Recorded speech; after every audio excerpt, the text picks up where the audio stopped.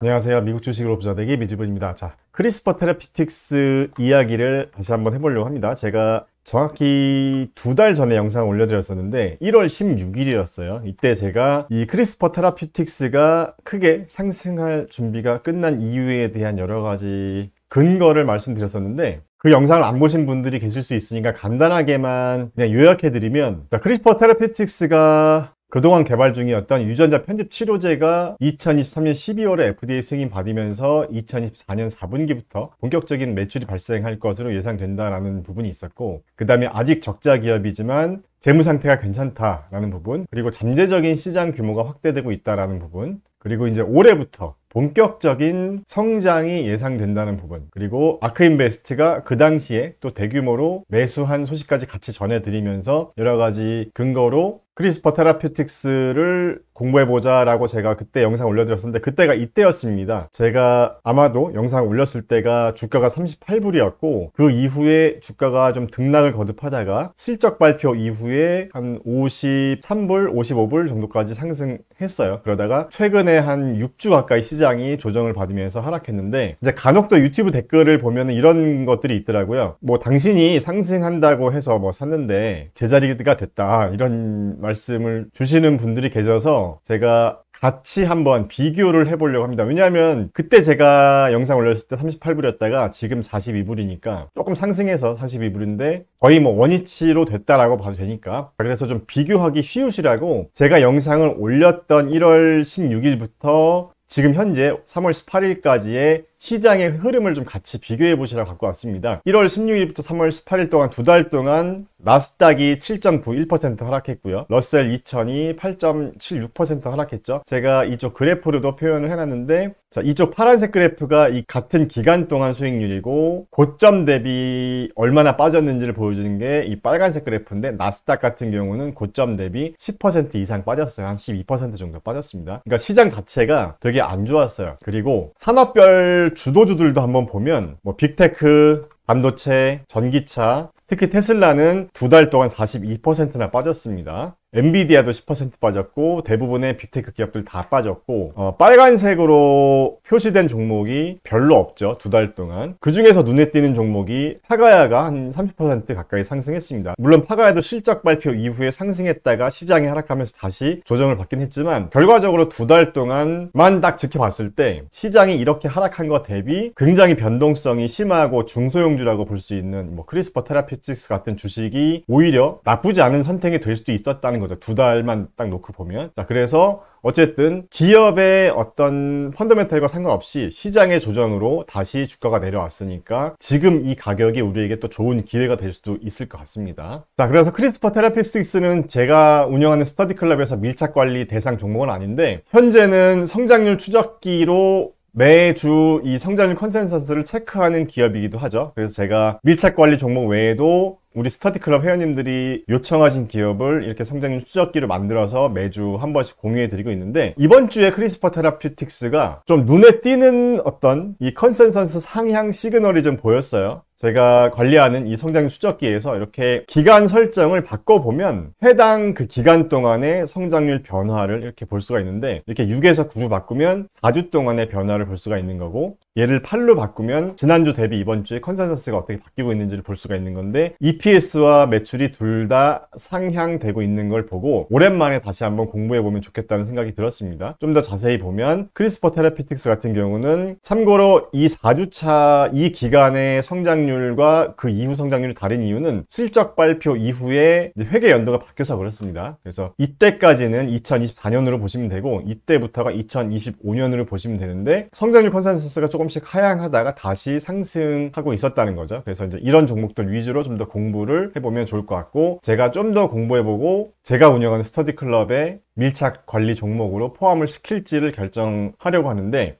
제가 스터디 클럽에 올려드린 글을 잠깐 보면서 이번 실적, 자, 최근에 2월 11일에 있었던 실적 결과도 같이 한번 리뷰해 보면서 공부해보는 시간을 갖도록 하겠습니다. 절대 종목 추천이 아니고 제가 하는 방법은 주가를 예측하는 게 아니라 주식을 자산으로 보고 자산의 가치를 평가하는 겁니다. 그래서 평가해서 미래 성장 기대감 대비 현재의 자산의 가치가 저렴한지 아닌지 그런 것들을 판단하는 그런 채널이라고 봐주시면 되겠습니다. 자, 일단 방금 설명드린 것처럼 기간을 8주에서 9주로 바꿔서 한 주 동안의 변화만 봤더니 크리스퍼 테라피틱스의 어떤 컨센서스가 상향되고 있어서 다시 한번 좀 보면 좋겠다라는 생각이 들었고, 참고로 크리스퍼 테라피틱스는 제가 예전에 스터디클럽에 올려드렸었던 2025년에 M&A 확률이 높은 바이오테크 기업들에서 나왔었던 기업이고, 그 이후에 제가 좀 자세하게 한번 저도 공부해보는 컬럼을 올려드렸습니다. 그래서 사실 바이오 기업이 좀 어려울 수가 있는데, 그때 제가 올려드렸던 이 컬럼을 가지고 유튜브 영상으로 올려드린 거니까 지난 영상을 안 보신 분들은 지난 영상 한번 보시면 좋을 것 같습니다. 자, 그래서 이 부분에 대한 설명은 넘어가도록 할게요. 그래서 그 당시에는 제가 개인적인 의견으로 일단 올해 좀 기대감이 생기는 이유 크게 두 가지가 인수합병 가능성, 개인적으로 버텍스가 인수하는 형태가 가장 현실적이 될 수 있을 것 같다는 말씀 드렸었고, 인수합병이 무산되어도 자생할 수 있는 기술적인 역량, 재무 상태 이런 것들이 있는 기업이라고 생각이 들었어요. 그래서 이제 두 달이 지났으니까 이제 이번 실적 결과에 대한 리뷰를 한번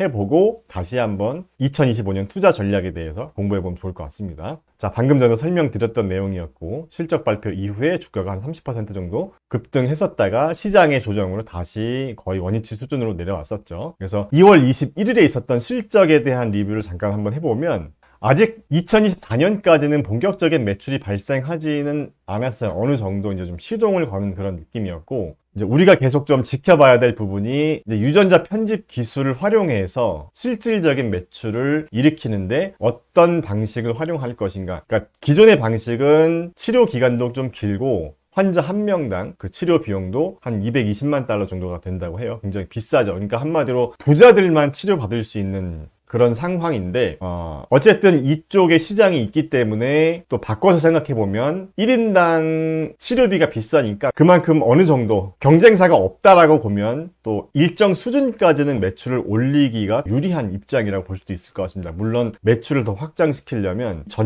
치료 전처리 과정이 좀 더 간소화돼야겠죠. 그래서 좀 더 자세히 알아보겠습니다. 제가 형광펜으로 표시한 부분 위주로 설명드릴게요. 자, 일단 아직 적자 기업이니까 재무 상태 같은 걸 좀 봐야 되는데, 기본적인 현금 보유액이나 이 단기 투자 자산들로 보면은 최소 한 3년 이상은 운영할 수 있는 운영 자금을 확보하고 있다라고 제가 지난 영상에도 말씀드렸었고, 자, 그리고 이 부분이 이제 올해 크리스퍼 테라피틱스에 좀 기대가 되는 부분입니다. 이 캐스갭이라고 제가 발음할게요. 이 치료제가 2025년부터 이제 본격적인 매출이 기대되고 있는데 2024년 4분기에는 아직은 반영되지 않았다는 거죠. 그래서 그 이유를 설명하고 있는 건데, 자, 일단 지금 크리스퍼 테라피틱스의 이 유전자 치료 방식이 현재는 환자의 이 세포를 먼저 채취해서 실험실에서 유전자 편집을 한 다음에 다시 체내로 재주입하는 그래서 이 기간이 한 1년 정도 소요가 되고, 그리고 1인당 치료 비용이 이제 220만 달러 되니까 여기서 좀 허들이 있다는 거죠. 자, 그럼에도 불구하고 현재 50개 이상 공식 치료 센터에서 이제 50명 이상의 환자들을 치료하기 시작했고, 그런 성과가 2025년부터 본격적으로 이제 매출에 반영이 될 거라는 겁니다. 그리고 그 매출은 크리스퍼 테라피틱스와 버텍스 파마슈티컬스가 4대 6으로 수익 분배를 한다고 해요. 그래서 제가 버텍스가 크리스퍼 테라피틱스를 인수하는 형태가 가장 현실적일 것 같다는 말씀 드렸던 거고, 그리고 이제 올해 이제 50개에서 75개 센터로 확장할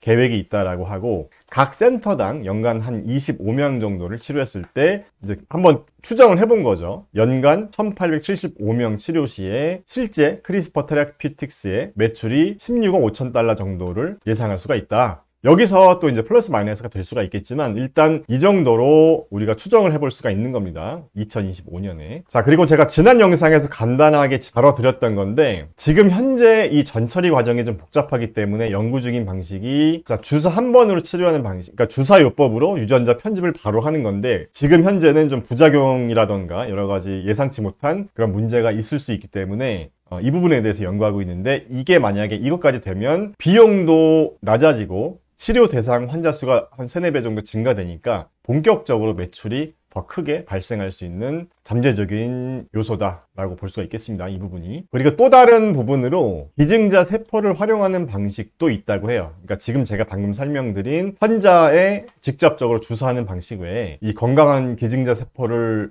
받아서 미리 이제 치료제를 만들어 놓는 거죠. 그래서 대량 생산이 가능하다고 하는데 이것도 아직은 좀 갈 길이 먼 그런 단계라고 볼 수가 있고, 우리가 이제 본격적으로 올해 매출 예상이 되는 부분은 이제 이 부분입니다. 2번 부분. 자, 그래서 제가 분석해드린 이 리포트에서는 역시 이제 장기 투자 관점에서 이제 매력적인 가격 구간이라는 얘기를 하고 있고, 현재 주가 한 40불 내외에서 매수해서 장기 보유하는 전략이 좀 좋을 것 같다라는 얘기를 하고 있는데, 일단 제가 좋게 보는 건 어떤 부분이냐면요. 여기도 이제 코멘트를 남겨드렸었는데, 과거 5년 동안 매출을 보면 좀 실질적인 매출이 없었다고 봐도 됩니다. 2024년 4분기에 본격적으로 매출이 발생한 것처럼 보이지만 아직까지는 거의 뭐 없다고 봐도 될 정도고, 이제 앞으로가 중요한데요. 2025년도에 약 6,100만 달러 정도 매출을 예상하고 있고, 2026년도에 2억 달러 이상의 매출을 예상하고 있는데, 지금 이 시점이 좀 중요한 시점인 것 같아요. 그러니까 실적 발표 시즌마다 계속 체크를 해봐야겠지만, 올해부터 아까 그 유전자 편집 기술이 이제 상용화 되면서 본격적으로 매출에 반영되는 이 시기가 좀 중요한 것 같고, 그리고 분기별 매출을 봤을 때도 좀 들쑥날쑥한 게 아니라 이제 꾸준히 증가하는 모습을 보이고 있다는 거죠. 그러니까 모습이 아니라 예상이 된다는 거죠. 이건 컨센서스니까. 이거 역시 계속 바뀔 수가 있다는 거죠. 그래서 제가 지금 성장률 추적기로 매주 이 컨센서스를 체크해 드리는 게, 이런 것들을 우리가 적어도 일주일에 한 번씩은 체크해 보면서 투자 전략을 조금씩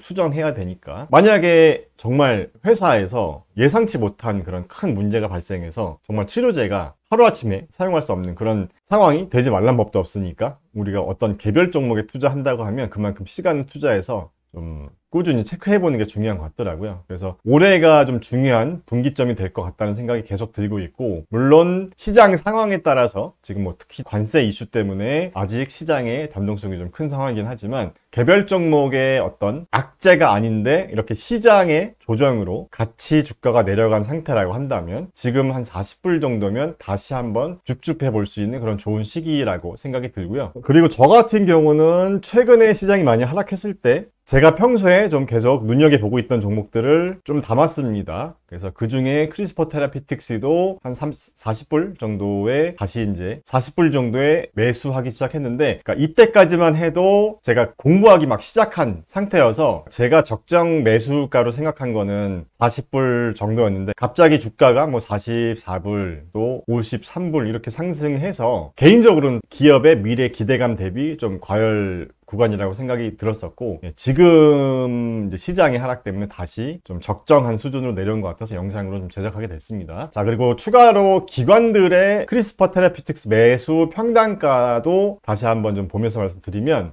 이쪽이 추정 매수 평단가예요. 그래서 여기 보시면 언제 또 이 공시 자료가 업데이트 됐는지도 보실 수가 있으니까 쭉 한번 보시면 될 것 같은데, 지금 현재 주가가 40불 정도라고 보면 40불보다 높은 평단가인 기관들이 거의 대부분입니다. 정말 일부를 제외하고는, 그죠? 그래서 지금 40불 정도면 충분히 매력 있는 가격이라고 생각하고, 아크인베스트 같은 경우에 매매 동향도 잠깐 마지막으로 한번 보면 여기 크리스퍼 테라피틱스를 클릭해 보겠습니다. 자, 제가 영상을 올려드렸었던 1월 13일, 14일 이 이후로 보유량을 꾸준히 또 늘리고 있었어요. 아크인베스트도. 자, 이런 것도 같이 참고해 보시면 좋을 것 같습니다. 자, 제가 오늘 준비한 영상이 여기까지고요. 오늘 영상도 우리 미주부 시청자분들의 주식 투자 공부에 조금이나마 도움이 되셨길 바라겠습니다. 감사합니다. ETF 투자할 때 총 보수만 보면 안 됩니다. 총 보수는 기본적인 운영 비용일 뿐 실제 부담하는 실부담 비용은 다를 수 있습니다. 총 보수가 낮아도 매매 수수료나 기타 비용이 높다면 오히려 더 많은 비용을 부담할 수 있겠죠. 타이거 미국 S&P 500과 타이거 미국 나스닥 100 ETF는 총 보수가 0.0068%이고 낮은 기타 비용과 매매 중개 수수료로 동일 벤치마크 대비 실부담 비용이 가장 낮습니다. 실제 투자자들이 부담하는 비용까지 고려했을 때 가장 유리한 선택이 될 수 있겠죠. ETF 투자 진짜 비용까지 따져보고 결정하세요.